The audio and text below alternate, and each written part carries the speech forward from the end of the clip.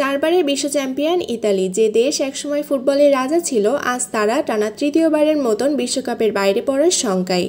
কি এমন হলো যে ফুটবল বিশ্বে ইতালির নাম মলিন হয়ে যাচ্ছে? ফুটবলে ইতালির অবদান কিংবদন্তি তুল্য। কাতেনাচিও কৌশল, শক্ত রক্ষণ, বুদ্ধিমত্তা, একসময় দূর থেকে দেখলেই বোঝা যেত এটা ইতালির ফুটবল। কিন্তু আজ দর্শন নেই, ছন্দ নেই, শুধু পড়ে আছে ছাই।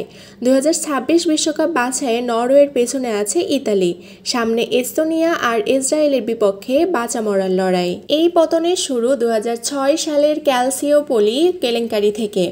জুভেন্টাস, মিলান, রোমা সব ক্লাব জড়িয়ে পড়ে ফিক্সিংয়ে। তারপর আসে 2010, ফাইন্যান্সিয়াল ফেয়ার প্লে বিধিতে ধসে পড়ে ইতালিয়ান ক্লাব ফুটবল। ইউরোপ হারায়, তারকা হারায়, গোলদাতা হারায়। রশি, বাজ্জু, টোট্টি তাদের পর আর কেউ নেই। এখন ভরসা রাখতে হচ্ছে রেতেগুই আর মইসেকিনের ওপর। ইতালিয়ান বিশ্লেষক ম্যাসিমো ফ্রান্সি বলেন, আমরা বাচ্চাদের ছোটবেলা থেকেই ভয় শেখাচ্ছি। রক্ষণভিত্তিক মানসিকতা এক প্রজন্মের প্রতিভা মেরে ফেলেছে। বিদেশিদের ভিড়ে তরুণ ইতালিয়ানরা হারিয়ে যাচ্ছে।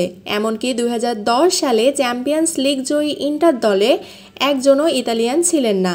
জাতীয় দলেও এখন নাগরিকত্বধারী ব্রাজিলিয়ানদের ছড়াছড়ি। এখন দায়িত্ব গাত্তুসোর হাতে, কিন্তু তার কোচিং দর্শনও অস্পষ্ট।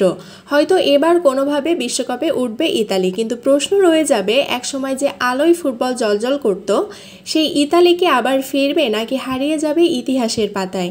আপনার কি মনে হয়, ইতালি আবার ঘুরে দাঁড়াতে পারবে?